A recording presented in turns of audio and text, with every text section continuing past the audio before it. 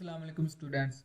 अभी तक हमने सिस्टम ऑफ लीनियर इक्वेशंस को दो मेथड से सॉल्व करना सीखा। पहला मेथड हमने सीखा था इनवर्स मेथड और दूसरा मेथड हमने सीखा क्रैमर्स रूल।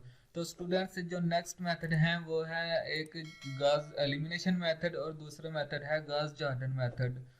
तो इन मेथड को हम नेक्स्ट लेक्चर में डिस्कस करेंगे। आज के लेक्चर में हम डिस्कस करेंगे रो ऑपरेशन, एचेलॉन फॉर्म और रिड्यूस्ड रो एचेलॉन फॉर्म।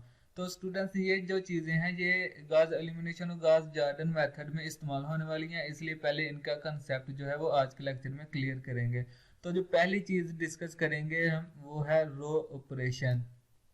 रो ऑपरेशन तो स्टूडेंट्स जैसा कि नाम से ही ज़ाहिर है कि जो किसी भी मैट्रिक्स की जो रोज होंगी हम रोज के साथ डील करेंगे। फॉर एग्जांपल मैं इधर कोई भी अगर मैट्रिक्स लिखता हूँ A1 B1 C1 A2 B2 C2 A3 B3 C3, इसकी तीन रोज हैं।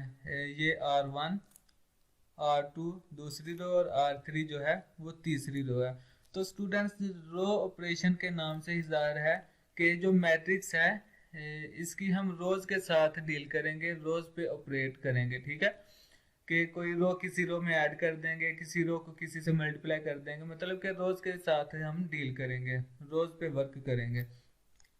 तो स्टूडेंट्स जो रो ऑपरेशन है वो तीन किस्म के हैं। पहला रो ऑपरेशन क्या है कि हम किसी भी रो को, जो मैट्रिक्स होगी उसकी किसी भी रो को किसी नॉन जीरो कांस्टेंट से मल्टीप्लाई कर सकते हैं। ठीक है, फॉर एग्जांपल मैं इधर लिखता हूँ के जो है वो कोई भी नॉन जीरो कांस्टेंट है, नॉट इक्वल टू जीरो। तो के इंटू R1, इसका मतलब है कि जो मैट्रिक्स है उसकी जो रो है पहली रो उसको हमने के से मल्टीप्लाई कर दिया। या फिर हम इस तरह कर सकते हैं, कोई भी ये 1/k से भी मल्टीप्लाई कर सकते हैं। फर्ज करें रो 2 को 1/k से मल्टीप्लाई कर दिया, तो इस तरह जो है ये ऑपरेशन करने से एक नई मैट्रिक्स बन जाती है। ठीक है, फॉर एग्जांपल अगर इसी मैट्रिक्स पे करें तो क्या मैट्रिक्स बन जाएगी, पहली रो को हमने के से मल्टीप्लाई किया तो KA1 KB1 KC1। ठीक है, ये पहली रो बन गई। और दूसरी रो को हमने 1/k से मल्टीप्लाई किया तो A2/k B2/k C2/k और A3 B3 C3 वैसे ही रहे। ठीक है, तो स्टूडेंट्स आपने देखा कि हमने जो रो 1 है और रो 2 है उसको एक कांस्टेंट नॉन जीरो कांस्टेंट से मल्टीप्लाई कर दिया।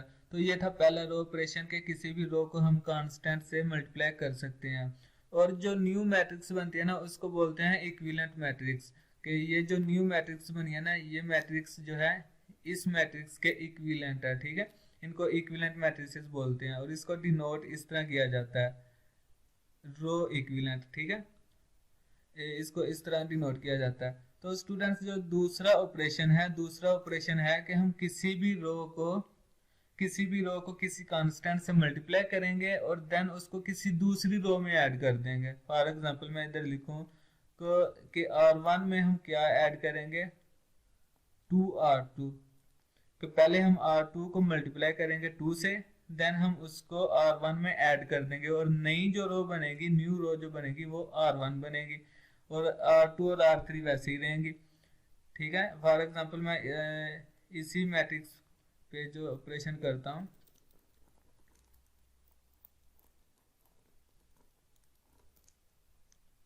फॉर एग्जांपल मैं ये जो मैट्रिक्स है इसी पे ये वाला ऑपरेशन करता हूँ कि R1 प्लस 2R2। ठीक है, और R1 न्यू बनेगी। इसी तरह जो हम इस तरह भी हम कर सकते हैं, R1 प्लस किसी नेगेटिव से भी मल्टीप्लाई कर सकते हैं -3R2 या R3 और R1 न्यू बनेगी। इस तरह भी हो सकता है कि R2 प्लस -5R1 और R2 न्यू बनेगी। ठीक है, ये कोई भी इस तरह कर सकते हैं। ये दूसरा रो ऑपरेशन है कि किसी भी रो को किसी कांस्टेंट से मल्टीप्लाई करेंगे और देन किसी भी रो से उसको ऐड या सब्ट्रैक्ट कर देंगे। तो इस मैट्रिक्स पे हम अप्लाई करते हैं ये वाला ऑपरेशन।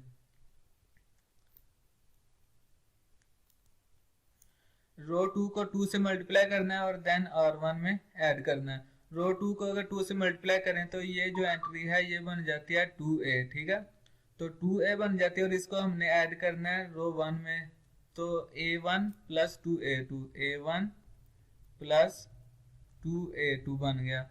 इसी तरह इसको मल्टीप्लाई करेंगे 2 से तो ये 2B2 और इसको ऐड करना है R1 में, इसमें ऐड होगा, ठीक है। तो ये बन गया B1 प्लस 2B2। इसी तरह हम ये जो तीसरी एंट्री है C2 को 2 से मल्टीप्लाई करेंगे 2C2 और इसको ऐड करना है R1 में, C1 में, ये इसमें ऐड हो जाएगा। तो ये बन गया C1 प्लस 2C2 और जो दूसरी और तीसरी रोज हैं वो वैसे ही रहेंगी, A2 B2 C2 A3 B3 C3। तो स्टूडेंट्स ये हमने इस पे भी एक रो ऑपरेशन अप्लाई किया है। वो किस तरह का किया कि जो दूसरी रो थी उसको 2 से मल्टीप्लाई किया और रो 1 में ऐड कर दिया। तो ये भी एक रो इक्विवेलेंट मैट्रिक्स है, ठीक है स्टूडेंट्स। जो तीसरा रो ऑपरेशन है, जो तीसरा रो ऑपरेशन है कि हम किसी भी रो को किसी दूसरी रो से इंटरचेंज भी कर सकते हैं। तो फॉर एग्जांपल इसको डिनोट इस तरह किया जाता है, ठीक है, R1 R2। अगर R1 और R2 को इंटरचेंज कर रहे हैं तो इसको इस तरह डिनोट किया जाता है। तो तीसरा रो ऑपरेशन है कि हम किसी भी रो को किसी भी रो से इंटरचेंज कर सकते हैं। फॉर एग्जांपल इधर R1 और R2 को इंटरचेंज किया या फिर R3 को R1 से इंटरचेंज किया। तो इसका मतलब क्या है कि अगर R1 और R2 को इंटरचेंज करना है तो जो R2 है वो R1 बन जाएगी, ये जो R2 है ये R1 बन जाएगी और ये जो R1 है वो R2 बन जाएगी, ठीक है स्टूडेंट्स।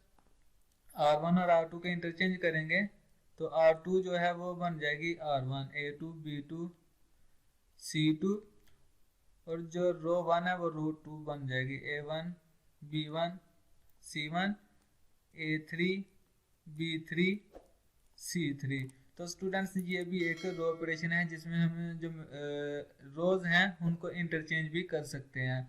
तो ये थे 3 किस्म के रोज ऑपरेशन। इसके बाद हम डिस्कस करते हैं कि रो एचेलॉन फॉर्म और रो रिड्यूस्ड एचेलॉन फॉर्म क्या होती है। फॉर एग्जांपल मैं इधर कोई भी एक मैट्रिक्स लिखता हूँ 0 1 2 3 0 0 2 3, इधर भी 1 ही कर लेते हैं 0 0 0 0। तो स्टूडेंट्स आपने एचेलॉन फॉर्म चेक करने के लिए क्या क्या काम करने हैं। सबसे पहले आपने लीडिंग एलिमेंट जो है वो स्पेसिफाई करने हैं। लीडिंग एलिमेंट क्या होता है, किसी भी रो का जो पहला नॉन जीरो एलिमेंट होता है वो लीडिंग एलिमेंट होता है। फॉर एग्जांपल ये रो 1 रो 2 और रो 3 है, ठीक है। जो रो 1 है उसका पहला नॉन जीरो एलिमेंट, रो 1 यहाँ से स्टार्ट हो रही है, ठीक है, तो इसका पहला नॉन जीरो एलिमेंट ये वाला है, तो ये रो 1 का लीडिंग एलिमेंट हो गया। उसके बाद रो 2 जो है वो यहाँ से स्टार्ट हो रही है, इसका पहला जो नॉन जीरो एलिमेंट है वो यहाँ पे आ रहा है, तो ये रो 2 का लीडिंग एलिमेंट है। इसी तरह रो 3 जो है उसमें कोई भी नॉन जीरो एलिमेंट नहीं है, रो 3 जो है वो जीरो रो है, ठीक है, इसमें कोई भी लीडिंग एलिमेंट नहीं है। सबसे पहले आपने लीडिंग एलिमेंट जो है वो स्पेसिफाई कर लेने हैं। उसके बाद आपने देखना है कि ये जो लीडिंग एलिमेंट हैं इनके नीचे जो है वो जीरो होने चाहिए, इसके नीचे सारे ही जीरो होने चाहिए। इसी तरह जो रो 2 का लीडिंग एलिमेंट है उसके नीचे भी सारे क्या होने चाहिए, जीरो होने चाहिए। रो 3 में अगर कोई लीडिंग एलिमेंट है तो उसके नीचे सारे जीरो होने चाहिए, ठीक है। और तीसरी कंडीशन जो आप लोगों ने चेक करनी है वो ये कि जो रो 2 का जो लीडिंग एलिमेंट है ना उसके पीछे जो नंबर ऑफ जीरोज हैं वो रो 1 के लीडिंग एलिमेंट के पीछे नंबर ऑफ जीरोज से ज्यादा होने चाहिए, ठीक है, कम नहीं होने चाहिए, ज्यादा होने चाहिए।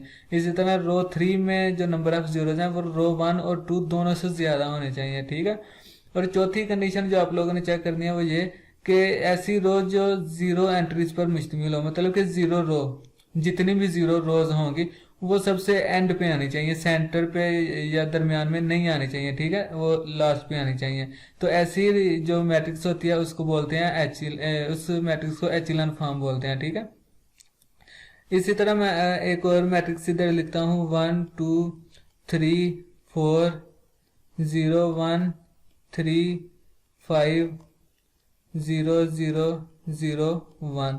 तो स्टूडेंट्स मैंने ये एक इधर मैट्रिक्स लिख दिया, ठीक है।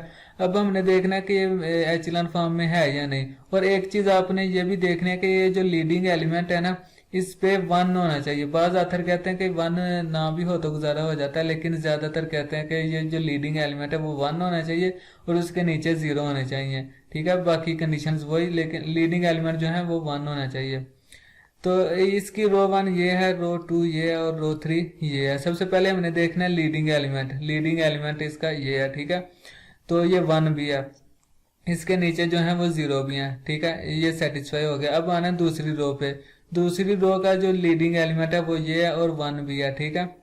उसके नीचे क्या है, 0 भी है। अब हमने देखना है रो 2 का जो पीछे जो नंबर ऑफ जीरो है वो रो 1 के पीछे नंबर ऑफ जीरो से ज्यादा होने चाहिए। तो वो नजर आ रहा है कि वो ज्यादा है। रो 1 का लीडिंग एलिमेंट उसके पीछे कोई भी 0 नहीं है, और रो 2 के जो पीछे वो एक 0 है, ठीक है। उसके बाद रो 3 में आना है। रो 3 का जो लीडिंग एलिमेंट है वो ये है, ठीक है। और इसके नीचे तो चेक ही नहीं कर सकते क्योंकि है ही नहीं है कोई। तो इसके पीछे जो नंबर ऑफ जीरोज हैं वो नंबर ऑफ जीरोज इन रो 1 और रो 2 दोनों से ज्यादा है। तो इसका मतलब है ये भी क्या है, एचिलन फॉर्म में है, ठीक है। ये भी एचिलन फॉर्म में और ये भी एचिलन फॉर्म में है। तो स्टूडेंट्स मैं इधर एक और लिखता हूँ, एक और एग्जांपल लिखता हूँ 0 1 2 1 2 3 0 0 1। तो स्टूडेंट्स ये मैंने एक मैट्रिक्स इधर लिखी है। सबसे पहले हमने क्या देखना है, ये जो लीडिंग एलिमेंट है वो हमने स्पेसिफाई करना है। रो 1 का लीडिंग एलिमेंट क्या है, ये है। इधर भी 2 की जगह इधर भी 0 कर लेते हैं। रो 1 का लीडिंग एलिमेंट ये है और इसके नीचे जो है वो सारे क्या हैं, जीरोज हैं, ठीक है। पहली कंडीशन सेटिस्फाई हो गई। उसके बाद दूसरी जो रो है उसका लीडिंग एलिमेंट ये है और ये 1 भी है, ठीक है। ये रो 2 का लीडिंग एलिमेंट ये है और इसके नीचे जो है वो भी 0 है, ये भी सेटिस्फाई हो गया। लेकिन ये रो 1 के जो लीडिंग एलिमेंट है उसके पीछे 0 है और रो 2 का लीडिंग एलिमेंट उसके पीछे कोई भी 0 नहीं है। तो स्टूडेंट्स ये कंडीशन यहाँ पे सेटिस्फाई नहीं हो रही। तो इसका मतलब है ये जो है ये एचिलन फॉर्म में नहीं हो सकती। उसके बाद एक और अगर मैं इधर मैट्रिक्स लिखूं 1 2 3 4 0 0 1 2 0 0 0 1। तो ये मैट्रिक्स जो है एचिलन फॉर्म में, अगर यहाँ पे 2 भी आ जाता है तो फिर भी उसको एचिलन फॉर्म ही बोलेंगे, क्योंकि कुछ ऑथर्स कहते हैं कि यहाँ पे अगर 1 के अलावा भी कोई आ जाए तो फिर भी एचिलन फॉर्म ही होती है, ठीक है। ये मैंने एक इधर मैट्रिक्स लिखी है। तो स्टूडेंट सबसे पहले हमने लीडिंग एलिमेंट देखने हैं। लीडिंग एलिमेंट रो 1 में ये है, रो 2 में ये है और रो 3 में ये है। अब हमने देखना है कि लीडिंग एलिमेंट के नीचे सारे 0 होने चाहिए। ये सारे नीचे क्या हैं, जीरोज हैं, ठीक है। तो ये भी सेटिस्फाई हो गया। अब रो 2 का जो लीडिंग एलिमेंट उसके नीचे भी क्या है, 0 है, ठीक है। और ये भी सेटिस्फाई हो रहा है। अब इसके पीछे जो जीरोज हैं वो 2 हैं और इसके पीछे 0 कोई भी नहीं है, तो ये भी सेटिस्फाई हो गया। उसके बाद हमने रो 3 में आना है। रो 3 का लीडिंग एलिमेंट ये है, इसके नीचे हम चेक नहीं कर सकते। इसके पीछे नंबर ऑफ जीरो जो हैं वो रो 1 और रो 2 दोनों से ज्यादा हैं, तो ये भी क्या होगी, एचिलन फॉर्म में होगी। उसके बाद हम चेक करते हैं, एक और इधर मैं मैट्रिक्स लिखता हूँ 1 2 3 4 0 0 0 0 0 1 0 0। रो 4 भी ऐड कर लेते हैं 0 0 1 5, ठीक है। यहाँ पे भी कोई और एंट्रीज कर लेते हैं। यहाँ पे 0 0 है, ये भी 0 है, -1 2 कर लेते हैं, ठीक है। ये मैंने एक मैट्रिक्स इधर लिखी है। तो स्टूडेंट्स अब हमने सबसे पहले चेक करना है लीडिंग एलिमेंट कौन कौन से हैं। रो 1 में लीडिंग एलिमेंट ये वाला है और इसके नीचे क्या है, सारे 0 हैं। रो 2 में लीडिंग एलिमेंट कोई भी नहीं है, ये 0 रो है। तो स्टूडेंट्स ये वाली कंडीशन फेल हो रही है, ठीक है, क्योंकि हमने देखना था कि ये जो 0 रो होती है, ये जो बिल्कुल जिसमें कोई भी एंट्री नॉन जीरो नहीं होती, सारे जीरोज होती हैं, ये एंड पे आनी चाहिए, लास्ट पे। तो ये वाली कंडीशन फेल हो रही है, तो ये एचेलॉन फॉर्म में नहीं हो सकती। तो स्टूडेंट्स हमने देखा कि एचेलॉन फॉर्म जो है वो क्या होती है। अब हम देख रहे हैं कि रिड्यूस्ड एचेलॉन फॉर्म क्या होती है। रिड्यूस्ड एचेलॉन फॉर्म, मैं इधर एक मैट्रिक्स लिखता हूँ 1 0 0 0 1 0 0 0 1 2 3 5। स्टूडेंट्स मैंने ये एक मैट्रिक्स लिखी है। तो सबसे पहले रिड्यूस्ड एचेलॉन फॉर्म चेक करने के लिए सबसे पहले हमने चेक करना होता है कि ये एचेलॉन फॉर्म में है या नहीं है। तो एचेलॉन फॉर्म चेक करने का वही तरीका है जो पीछे मैं बता चुका हूँ कि लीडिंग एलिमेंट चेक करें, उसके नीचे 0 चेक करें, और जो नंबर ऑफ जीरोज हैं पहली रो और दूसरी रो में ज़्यादा होने चाहिए, तीसरी में उससे ज़्यादा, पीछे उससे ज़्यादा जीरोज होने चाहिए। और स्टूडेंट्स ये जो रिड्यूस्ड एचेलॉन फॉर्म है, इसमें एक रिस्ट्रिक्शन होती है कि लीडिंग एलिमेंट जो है ये 1 ही होने चाहिए। एचेलॉन फॉर्म में ज़रूरी नहीं कि ये 1 होने चाहिए, लेकिन रिड्यूस्ड एचेलॉन फॉर्म में ज़रूरी है कि ये लीडिंग एलिमेंट जो है ये 1 होने चाहिए। और इसमें जायद कंडीशन, एक और जायद कंडीशन क्या होती है, एचेलॉन फॉर्म में हमने सिर्फ नीचे 0 देखने होते हैं, लेकिन रिड्यूस्ड एचेलॉन फॉर्म में हमने देखना होता है कि जो लीडिंग एलिमेंट है इसके ऊपर भी 0 होने चाहिए और नीचे भी 0 होने चाहिए, ठीक है, ऊपर भी 0 और नीचे भी 0 होने चाहिए। तो उस मैट्रिक्स को हम बोलते हैं रिड्यूस्ड एचेलॉन फॉर्म। ठीक हो गया। तो स्टूडेंट्स हमने देख लिया कि एचेलॉन फॉर्म और रिड्यूस्ड एचेलॉन फॉर्म क्या होती है।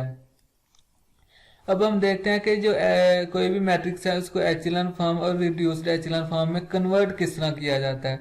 तो स्टूडेंट्स मैं इधर एक मैट्रिक्स लिखता हूँ 1 2 3 4, या मैं एक और कंसेप्ट आपका क्लियर कर देता हूँ 2 4 6 8। ये मैंने एक रो 1 रख ली, उसके बाद रो 2 में रख देता हूँ 1 2 -1 -1। उसके बाद मैं रख देता हूँ 0 1 -3 2। ये मैंने एक मैट्रिक्स लिख दिया। एग्जामिनर ने बोला कि इसको कन्वर्ट करना है एचेलॉन फॉर्म में और रिड्यूस्ड एचेलॉन फॉर्म में भी कन्वर्ट करना है। सबसे पहले हम एचेलॉन फॉर्म में कन्वर्ट करते हैं। एचेलॉन फॉर्म में सबसे पहले हमने रो 1 जो है उसका लीडिंग एलिमेंट ये वाला है। तो स्टूडेंट्स हम जो है लीडिंग एलिमेंट हमेशा 1 ही बनाया करेंगे। लीडिंग एलिमेंट ये वाला, तो इससे सबसे पहले हमने बनाना है 1, ठीक है, रो ऑपरेशन यूज करेंगे। और इसको 1 किस तरह बनाया जा सकता है, इसको 1 बनाने के लिए हमें इस पूरी रो को 1/2 से मल्टीप्लाई करना पड़ेगा। 1/2 से मल्टीप्लाई करेंगे रो 1 को, और रो 1 जो है वो न्यू बन जाएगी, ठीक है। तो 2 से 1/2 से मल्टीप्लाई करेंगे तो ये 1 आ गया, ये 2 आ गया, ये 3 आ गया, ये 4 आ गया। 1 2 -1 -1 0 1 -3 2। तो स्टूडेंट्स हमने ये जो पिवट एलिमेंट था उसे 1 बना लिया इस तरह। उसके बाद हमने ये इसके नीचे जो है वो 0 बनाने हैं, ठीक है, ये एंट्री है, इसके नीचे 0 बनाने हैं। तो यहाँ पे 0 या यहाँ पे 0 बनाने की ज़रूरत है। तो यहाँ पे 0 किस तरह बन सकता है कि हम रो 2 में से क्या करें, रो 1 को माइनस कर दें। रो 2 में से रो 1 को माइनस कर दें। हम क्या करेंगे, रो 2 में से क्या करेंगे, रो 1 को माइनस कर देंगे। 1 2 3 4, इसमें कोई चेंजिंग नहीं आएगी। 0 1 -3 2, ठीक है। तो रो 2 में से रो 1 को माइनस करेंगे, रो 2 न्यू बन जाएगी। करें -1 -1 0 आ गया इधर। ये 2 -2 यहाँ पे भी 0 आ गया। ये -1 -3 इधर -4 आ गया। ये -1 और -4 इधर भी -5 आ गया। अब देखें स्टूडेंट्स, ये जो दूसरी रो है, पहली रो में पिवट के नीचे हमने 0 बना लिए। अब दूसरी रो में देखें ये लीडिंग एलिमेंट जो है वो किधर आ रहा है, लीडिंग एलिमेंट यहाँ पे आ रहा है। इसके नीचे इसके पीछे जो है वो 2 जीरोज हैं। अब हमने इधर 1 बनाना था, लेकिन ये जो तीसरी रो है इसमें इससे मतलब कि तीसरी रो का जो लीडिंग एलिमेंट उसके पीछे जो जीरोज हैं वो कम है रो 2 की निस्बत, ठीक है। तो इसके लिए हम क्या करेंगे, रो 2 को रो 3 के साथ इंटरचेंज कर देंगे, ताकि ये जो रो 3 है ये रो 2 बन जाए, रो 2 रो 3 बन जाए, ताकि लीडिंग एलिमेंट के पीछे जो नंबर ऑफ जीरोज हैं उनकी तरतीब जो है वो सीधी हो सके, जो कंडीशन है हमारी एचेलॉन फॉर्म की। तो हम क्या करेंगे, रो 2 और रो 3 को इंटरचेंज कर देंगे। 1 2 3 4 0 1 -3 2 0 0 -4 -5। तो स्टूडेंट्स हमने क्या किया, रो 2 और रो 3 को इंटरचेंज कर दिया, रो 2 और रो 3 को। अब देखें ये जो पहली रो का पिवट ये था, इसके नीचे सारे जीरो बना लिए थे। रो 2 का पिवट एलिमेंट अब ये है, तो इसके पीछे जो नंबर ऑफ जीरोज हैं वो रो 1 से ज्यादा है। और रो 3 में लीडिंग एलिमेंट ये वाला है, ये वाला, और इसके पीछे जो नंबर ऑफ जीरोज हैं वो रो 2 से ज्यादा हो गए। अब इस ये वाली मैट्रिक्स थी, इस केस में नहीं था ऐसा, इसमें रो 3 के नंबर ऑफ जीरोज कम थे, इसलिए हमें इंटरचेंज करना पड़ा। अब इधर भी जीरो है, अगर जीरो ना होता तो हमने जीरो बना लेना था, लेकिन यहाँ पे जीरो है। तो अब हम देखेंगे कि रो 3 में जो लीडिंग एलिमेंट है वो क्या है। रो 3 में लीडिंग एलिमेंट ये -4 है, और यहाँ पे अब हमने क्या बनाना है, 1 बनाना है। तो इधर 1 किस तरह बनेगा, रो 3 को -1/4 से मल्टीप्लाई कर देंगे। क्या करेंगे, -1/4 से मल्टीप्लाई कर देंगे रो 3 को, तो क्या बन जाएगा, 1 0 0 2 1 0 3 -3 4 2। तो यहाँ पे क्या बन गया, 1, और ये बन गया 5/4। -1/4 से मल्टीप्लाई किया तो ये +5/4 बन गया। तो स्टूडेंट्स ये जो मैट्रिक्स है ये हमारी कन्वर्ट हो गई है एचेलॉन फॉर्म में, एचेलॉन फॉर्म में कन्वर्ट हो गया। अगर इसी मैट्रिक्स को हमने रिड्यूस्ड एचेलॉन फॉर्म में कन्वर्ट करना होता तो देन हम क्या करते कि ये जो स्टेप किया है ना इस मैट्रिक्स पे, यहाँ पे हमने क्या करना था, इस पिवट के ऊपर, ये जो पिवट एलिमेंट है इसके ऊपर भी जीरो बनाना था। जीरो तो नीचे तो जीरो बनाया ही है, ऊपर भी जीरो बनाना था। और ये जो पिवट है यहाँ पे ये वाला आया, इसके ऊपर भी जीरो बनाने थे। अब हम इसके ऊपर भी जीरो बनाते हैं, ठीक है। इस मैट्रिक्स को इरेज कर लेते हैं। एचेलॉन फॉर्म आपने सीख लिया कि किस तरह कन्वर्ट करते हैं। अब हम रिड्यूस्ड एचेलॉन फॉर्म यहाँ से ही कर लेंगे शॉर्टकट से। तो अब स्टूडेंट्स देखें, ये जो पिवट एलिमेंट है रो 2 का, इसके नीचे तो जीरो है, इसके ऊपर भी जीरो बनाना है। ऊपर जीरो किस तरह बनेगा, ऊपर जीरो किस तरह बनेगा, ये 0 1 -3 2, रो 2 मैंने लिख ली और रो 3 भी लिख लेते हैं, 0 0 -4 -5। जो रो चेंज करनी होती है वो छोड़ देते हैं। ये पिवट एलिमेंट है। देखें कि यहाँ पे जीरो किस तरह बनेगा, यहाँ पे जीरो किस तरह बनेगा, हम रो 2 को -2 से मल्टीप्लाई करेंगे, कि ये 1 है ना जो ये वाला, इसको -2 से मल्टीप्लाई करेंगे और इसमें ऐड कर देंगे। रो 2 को किया -2 से मल्टीप्लाई, रो 2 को -2 से मल्टीप्लाई किया और ऐड कर दिया किसमें, रो 1 में। और रो 1 जो है वो क्या बन गई, न्यू बन गई। यहाँ पे क्या बन गया, ये तो 1 ही रहेगा, क्योंकि ये बन गया ना रो 1 में 1 प्लस -2 इंटू रो 2 में तो 0 है, ये जो पहला एलिमेंट, तो ये जो है स्टूडेंट्स 1 ही आ गया। उसके बाद देखें ये 1 है ये वाला, इसको -2 से मल्टीप्लाई कर दिया, 1 जो है ये हो गया -2 से मल्टीप्लाई, और प्लस किस में होना है, इसमें 2 में, तो ये इक्वल आ गया 0 के। ठीक हो गया स्टूडेंट्स। उसके बाद ये वाली एंट्रीज जो हैं ये भी चेंज होंगी, ये वाली जो एंट्रीज हैं ये भी चेंज होंगी। ये किस तरह होंगी,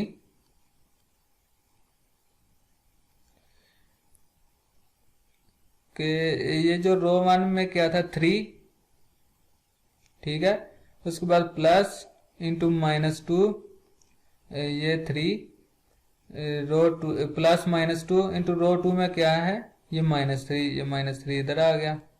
तो ये क्या बन गया 3 + 6 = 9। तो स्टूडेंट्स ये जो है ये 9 बन गया। उसके बाद ये वाली एंट्री क्या आएगी, रो 1 में 4 है प्लस इंटू -2 और रो 2 में जो है ये 2 है। तो 4 - 4 = 0। तो स्टूडेंट्स ये देखें हमने इस पिवट के ऊपर भी 0 बना लिया।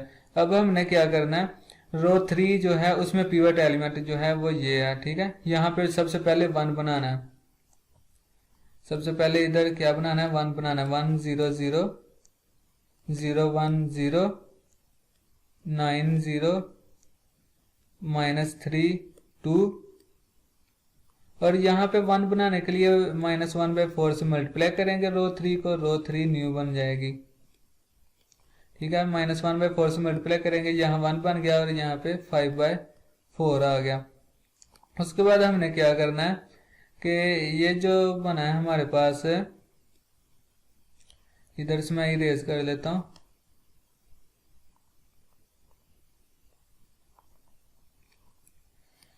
ये देखें ये जो पिवट एलिमेंट ये वाला बनाया, अब हमने इसके ऊपर भी 0 बनाने हैं, इधर भी 0 बनाना है और इधर भी 0 बनाना है। वो किस तरह बनाएंगे,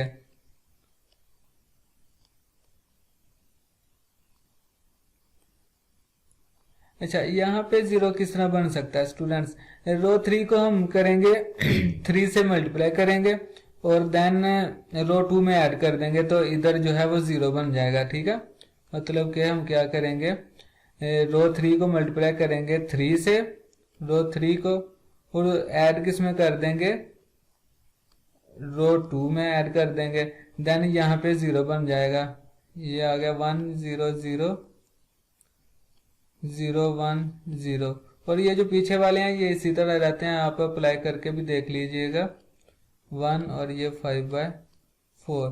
तो स्टूडेंट्स ये ऑपरेशन करेंगे तो यहाँ पे 0 बन जाएगा। उसके बाद यहाँ पे 0 किस तरह बन सकता है, रो 3 को -9 से मल्टीप्लाई करेंगे रो 3 को और ऐड किस में कर देंगे, रो 1 में, तो रो 1 न्यू बन जाएगी। तो स्टूडेंट्स इस तरह यहाँ पे भी जो है वो 0 बन जाएगा, ठीक है।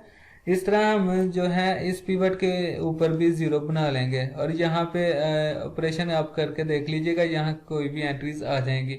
अब आप देखें ये जो मैट्रिक्स बनी है हमारे पास ये रिड्यूस्ड एचेलॉन फॉर्म में कन्वर्ट हो गई है, ठीक है। स्टूडेंट्स आज हमने डिस्कस किया कि ये जो रो ऑपरेशन है वो क्या होते हैं और echelon form reduced echelon form क्या होती है और किसी भी मैट्रिक्स को एचेलॉन फॉर्म और रिड्यूस्ड एचेलॉन फॉर्म में कन्वर्ट किस तरह किया जाता है।